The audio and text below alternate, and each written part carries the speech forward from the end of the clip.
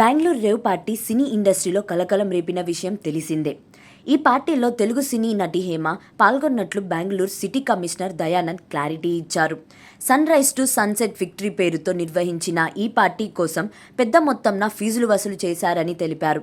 ప్రజాప్రతినిధులు ఎవరూ ఈ పార్టీలో పాల్గొనలేదని ఆయన తెలిపారు. ఈ రేవ్ పార్టీలో తెలుగు, కన్నడ, తమిళ్ ఇండస్ట్రీకి చెందిన సినీ ప్రముఖులు, రాజకీయ నేతలు పాల్గొన్నట్లు కన్నడ మీడియాలో కోడై కూసింది.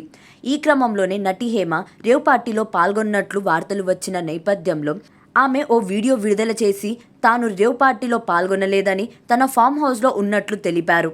ఇక ఈ వీడియోపై సైతం పోలీసులు ఫోకస్ పెట్టారు. నిన్న విడుదల చేసిన వీడియో ఎక్కడి నుంచి తీశారో ఎంక్వైరీ చేస్తున్నట్లు తెలిపారు. ఇక నేడు హేమ బిర్యానీ వీడియోతో హల్చల్ చేసింది.